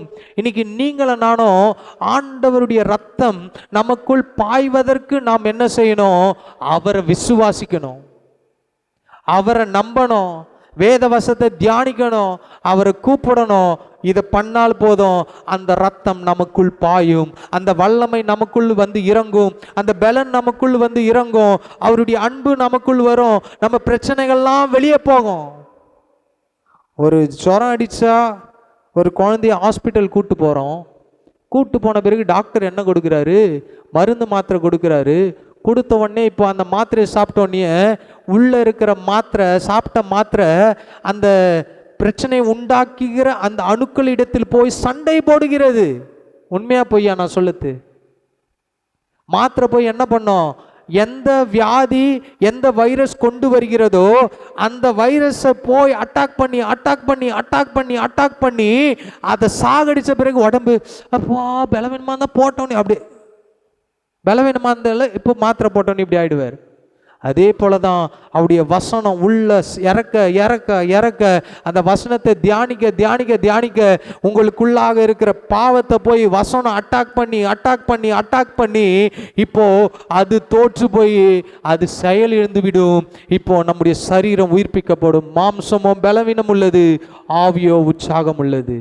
அப்போ அதை தான் சொல்கிறேன், காலை நேரத்தில் வந்திருக்கிறோம். அவர் ரத்தத்தை சிந்தி நம்மை மீட்டெடுக்கிறார். இந்த வசனத்தை மாத்திரையாக உட்கொள்ளும் போது, சாப்பிடும்போது, நம்பும் போது, விசுவாசிக்கும் போது நமக்கு எதிராக சரீரத்தில் செயல்படுகிற வானம் மண்டல பொல்லாதாவி, பிசாசனுடைய கிரியைகள், பில்லிசுனிய கட்டுகள், மந்திரங்கள், போராட்டங்கள் அல்லது நம்மாலே சில விட முடியாத பாவங்களை வசனம் உள்ள போய் சாப்பிடுங்க, விசுவாசிங்க, நம்புங்க. சாப்பிடத்தினா இப்படி எடுத்து இல்லை, படிக்கணும், தியானிக்கணும். உணவு, வசனமே உணவு, உணவே மருந்துன்னு சொல்றாங்க பாருங்க. இந்த வசனம் தான் நமக்கு மருந்து, வசனம் தான் பசியாற்றும் மருந்து. உம்முடைய வசனம் என் கால்களுக்கு தீபம், என் பாதைக்கு வெளிச்சமாயிருக்கிறது. எது? வசனம். இன்னைக்கு இந்த காலை நேரத்தில் வந்த உங்களுடைய வாழ்க்கையிலும் என்னுடைய வாழ்க்கையிலும் ஆண்டவர் அற்புதம் செய்ய வேண்டும் என்றால் அவரை நாம் முழுமையாக இருதயத்தில் ஏற்றுக்கொள்வோமானால் நீங்க செய்ய முடியாததை அவர் செய்து முடிப்பார். நீங்க என்னெல்லாம் நினைக்கிறீங்களோ, எதெல்லாம் விட முடியலையோ அவர் விட வைப்பார். தலை வலிக்குது தலை வலிக்குது தலை வலிக்குதுன்னா டாக்டர்கிட்ட போனோடனே ஒரு மாத்திரை கொடுப்பார், தலைவலி போயிடும். டாக்டர் அவங்க தலையில் கை வைத்தார், ஜெபம் பண்ணினார், அந்த டாக்டர் அவங்களிடத்தில் பேசினார், அந்த டாக்டர் அவங்களுக்கு அற்புதம் செய்தார். அவர் கொடுக்கிற மாத்திரை, அந்த மாத்திரையை நம்பி போட்டா உங்களுக்கு தலைவலி மாறுற மாதிரி. நான் சொல்கிறேன், இந்த வசனமாகிய இந்த மாத்திரையை நீங்கள் உட்கொள்ளும் போது உங்கள் தலைவலி, இடுப்பு வலி, குறுக்கு வலி, நெடுகு வலி எல்லா பிரச்சனையும் மாறும். மனுஷன் அப்பத்தினாலும் மாத்திரமல்ல, தேவனுடைய வாயிலிருந்து புறப்படுகிற ஒவ்வொரு வார்த்தையினாலும் பிழைப்பான். பிசாசுகிட்ட ஆண்டவர் பேசுறாரு, தேவனுடைய வாயிலிருந்து புறப்படுகிற ஒவ்வொரு வார்த்தையினாலும் பிழைப்பு உண்டு, ஜீவன் உண்டு, ஆசீர்வாதம் உண்டு, முன்னேற்றம் உண்டு, பலன் உண்டு, ஆரோக்கியம் உண்டு. பாதை, சரியான பாதையில் ஆண்டவர் என்ன பண்ணுவார்? கொண்டு போவார். இந்த காலை நேரத்தில் எல்லாவற்றும் ஆண்டவர் ஏன் செய்து முடித்தார்? நமக்காக செய்து முடித்தார். அவர் ஒன்னே ஒன்று தான் நம்ம இடத்தில் இந்த குட் ஃப்ரைடே ஆராதனையில் எதிர்பார்க்கிறது, பரிசுத்தம் இல்லாமல் ஜீவிப்பதும் பார்ப்பதும் முடியாத காரியம். நான் உன்னை பரிசுத்தமாய் மாற்றுவேன். அதுக்காக தான் ரத்தம் சிந்தினார். காலை நேரத்தில் வந்த உங்களுடைய வாழ்க்கையிலையும் இந்த புனித வெள்ளி ஆராதனையில் 7 விதமான வார்த்தைகளை குறித்து தியானித்தோம். இதெல்லாம் நம்முடைய வாழ்க்கையில் வருஷத்துக்கு ஒரு முறை தியானிக்கிறோம். ஆனால் ஆண்டவர் தினமும் இதை தான் நமக்காக செய்து கொண்டிருக்கிறார். மன்னியும் ஆண்டவரே, பிதாவே, இவனை மன்னியும், இவனை எப்படியாவது மன்னிச்சு, டெய்லி தப்பு செய்கிறான் மன்னிச்சுடு, டெய்லி கோவப்படுறான் மன்னிச்சுடுங்க ஆண்டவரே, அவன் என் பையன் என்ன மாதிரி தான் இருப்பான் அப்படிலாம் அவர் பரிந்து பேசுகிறார். கோவம் வருது, சரி ஆண்டவரே ஏதோ தெரியாமல் பண்ணிட்டான் மன்னிச்சிடுங்க. பிசாசு என்ன சொல்கிறான்? அவன் தெரிஞ்சுதான் மண்ணா, அவனை தண்டனை கொடுங்க. அவர் சொல்கிறாரு, என் ரத்தம் அவனை வாங்கியிருக்குது, நீ தொடாத. எதிர்க்க இருக்கிற லேண்டு அது யாரதோ, அவங்க யாருன்னு கூட தெரியாது. ஆனால் அந்த லேண்டை வாங்கிட்டா, உதாரணத்துக்கு சொல்கிறான், அந்த லேண்டை வாங்கிட்டா அது யாருக்குரியது? எனக்குரியது. அப்போ முந்தின ஓனர் வந்து அதுக்கு உரிமை கொண்டாட முடியாது. அதே போல தான் பிசாசுக்கு ஒரு காலத்தில் அவனுடையவர்களாக இருந்தோம், ஆனால் இயேசு கிறிஸ்து அதை வாங்கிவிட்டார். இப்போது அவன் உரிமை கொண்டாட முடியாது. ஒரு லேண்டை நான் வாங்கிட்டா அது என்னுடையதாய் மாறுகிறது போல அவர் இரத்தத்தை சிந்தி என்னை வாங்கிவிட்டார். இனி பிசாசுக்கு என் மீது அதிகாரம் இல்லை. இனி பிசாசுக்கு என் மீது அவன் ஒன்றும் என்னை செய்ய முடியாது. இனி பிசாசு என்னை மிரட்ட முடியாது. அவர் வாங்கிட்டார்ல, அவருடைய பிள்ளையா மாறிட்டார்ல. நான் சொல்லது கரெக்டு தானே? ஒரு மனிதனே நிலத்தை வாங்கி அவன் வேலி போடுவது போல ஆண்டவர் நம்மை சுற்றிலும் வேலி அடைத்திருக்கு. அதனால்தான் யோபை குறித்து வாசிக்கும் போது பிசாசு சொல்றான், யோபுடைய நிலத்தை நீ வேலி அடிச்சு வச்சிருக்கிற, பிள்ளைகளை வேலி அடிச்சு வச்சிருக்கிற. இன்னைக்கு அவர் நம்ம வாங்கிட்டாரு, அவர் நம்மை சுற்றிலும் வேலி அடைத்து வைத்திருக்கிறார். பிசாசு வரலாம், பார்க்கலாம், திரும்பி அவன் ஓடிதான் போனோம். ஏனென்றால் நம்முடைய ஆண்டவருடைய பிள்ளைகளாய் நாம் மாற்றப்பட்டிருக்கிறோம். இருக்கிற இடங்களில் கண்களை மூடி நம்முடைய வாழ்க்கையை ஒப்பு கொடுத்து, ஆண்டவரே கேட்ட வார்த்தையின்படி உம்முடைய ரத்தம் எனக்குள் பாய்வதாக, உம்முடைய ஆண்டவரே எண்ணம் எனக்குள் வருவதாக, உம்முடைய சிந்தை எனக்குள் வருவதாக. இன்னைக்கு வந்த ஆண்டவரே உம்முடைய பிள்ளைகளை கர்த்தாவே ஆசீர்வதிப்பீராக. உம்முடைய பிள்ளைகளை ஆண்டவரே பலப்படுத்துவீராக. இயேசு கிறிஸ்துவின் ரத்தம் சகல பாவங்களையும் நீக்கி நம்மை சுத்திகரிக்கிறது என்று வார்த்தையின்படி உம்முடைய ரத்தம் ஆண்டவரே எங்களை சுத்திகரிக்கும்படியா ஜெபிக்கிறோம். உம்முடைய ரத்தம் எங்களை பாதுகாக்கும்படியா ஜெபிக்கிறோம். மீண்டும் மீண்டுமாய் நாங்கள் தவறு செய்யாதபடிக்கு, மீண்டும் மீண்டுமாய் ஆண்டவரே நாங்கள் விழுந்து விடாதபடிக்கு, மீண்டும் மீண்டுமாய் ஆண்டவரே நாங்கள் ஆண்டவரே பாவம் செய்யாதபடிக்கு எங்களை காத்துக்கொள்ள உதவி செய்யுங்கப்பா. இந்த நாளிலும் நீர் எங்களுக்காக மரித்தீங்க, நீங்க எங்களுக்காக காயப்பட்டீங்க, அதை நாங்கள் நினைக்கிறோம். ஆனால் தொடர்ந்து உம்மை நாங்கள் காயப்படுத்தாதபடிக்கு எங்களுடைய ஜீவியத்தை பாதுகாத்துக் கொள்ள உதவி செய்யும்படி ஆசபிக்கிறோம். வந்த ஒவ்வொரு பிள்ளைகளையும் ஆசீர்வதிங்க, வந்த ஒவ்வொரு பிள்ளைகளையும் பலப்படுத்துங்க. உம்முடைய ரத்தத்தில் விடுதலை உண்டு. அந்த நித்திய ஜீவனை ஒவ்வொருவரும் பெற்றுக்கொள்ள உதவி செய்யும்படியா ஜெபிக்கிறோம். கை குழந்தை முதற்கொண்டு பெரியவர்கள் வரைக்கும் ஆசீர்வதிக்கும்படியா ஜெபிக்கிறோம். உம்முடைய பிள்ளைகள் வாழ்ந்து சுகமாய் இருக்கும்படியா ஜெபிக்கிறோம். பலவீனத்தோடு யாராவது வந்திருப்பார்களானால் கர்த்தர் பலவீனத்தை மாற்றுவீராக. சோர்வோடு வந்திருப்பார்களானால் கர்த்தர் சோர்வை நீக்குவீராக. ஆண்டவரே தேவையோடு ஒருவர் வந்து தேவைகளை சந்திக்கும்படியா ஜெபிக்கிறோம். உம்முடைய வல்லமை பாய்ந்து செல்லும்படியா ஜெபிக்கிறோம். பெரிய காரியங்களை செய்யுங்கப்பா. உம்முடைய பிள்ளைகளை உம்முடைய கரத்தில் ஒப்பு கொடுக்கிறோம். ஒவ்வொரு நாளும் சுத்திகரிக்க கர்த்தர் உதவி செய்யும்படியா ஜெபிக்கிறோம். ஆண்டவரே தேசமே பயப்படாத மகிழ்ந்து களிக்கூறு. கர்த்தர் பெரிய காரியங்களை செய்வார். வீட்டுக்கு புறப்பட்டு போகும்போது அற்புதத்தை காண, அதிசயத்தை காண கர்த்தர் உதவி செய்யுங்க. இந்த நாளில் யாருக்காவது ஒருவருக்கு எங்களை பிரயோஜனமாய் மாற்றுங்கப்பா. இது வரைக்கும் பொறுமையோடு காத்திருந்த உம்முடைய பிள்ளைகளை கர்த்தர் ஆசீர்வதிக்கும்படியா ஜெபிக்கிறோம். வெயில் நாட்களில், உஷ்டத்தின் நாட்களில் ஆண்டவரே பிள்ளைகளை பாதுகாத்து கொள்ளுங்க. எந்த ஒரு ஆண்டவரே விஷ கிருமிகளோ அல்லது வைரஸ்களோ அணுகாதபடிக்கு உஷ்டத்தின் நாட்களில் உம்முடைய பிள்ளைகளை கர்த்தர் பாதுகாத்து கொள்ளும்படியா ஜெபிக்கிறோம். உம்முடைய ரத்தத்தை தெளிக்கிறோம். அன்று ரத்தம் தெளிக்கப்பட்ட வீட்டில் சங்கார தூதன் கடந்து போனான். இந்த நாளில் உம்முடைய பிள்ளைகள் மீது உம்முடைய ரத்தத்தை தெளித்து அனுப்புகிறோம். சங்கார தூதன் பயந்து ஓட, கடந்து போட, இரவில் ஆண்டவரே வருகிற தேவையில்லாத சொப்பனங்கள், பயங்கள், இதிலிருந்து பிள்ளைகளை பாதுகாத்து கொள்ளும்படியா ஜெபிக்கிறோம். பெரிய காரியங்களை செய்யுங்கப்பா. மீட்பெற இயேசு நாமத்தினால் ஜெபிக்கிறோம் நல்ல பிதாவே, ஆமென் ஆமென். சேர்ந்து சொல்வோம். என் ஆத்துமாவே கர்த்தரை ஸ்தோத்திரி, என் முள்ளமே பரிசுத்த நாமத்தை ஸ்தோத்திரி. என் ஆத்துமாவே கர்த்தரை ஸ்தோத்திரி, அவர் செய்த சகலவரம் மறவாதே. ஆமென். நம்முடைய கர்த்தராகிய இயேசு கிறிஸ்து கிருபையும் பிதாவாகிய தேவனுடைய அன்பும் பரிசுத்த ஆவியானவருடைய அன்யோன்ய ஐக்கியமும் இன்றும் என்றும் சதா காலம் நம் அனைவரோடும் இருப்பதாக. ஆமென். ஹல்லேலூயா. ஒருவர் வாழ்த்து சொல்லுங்கள். கர்த்தர் உங்களை ஆசீர்வதிப்பார்.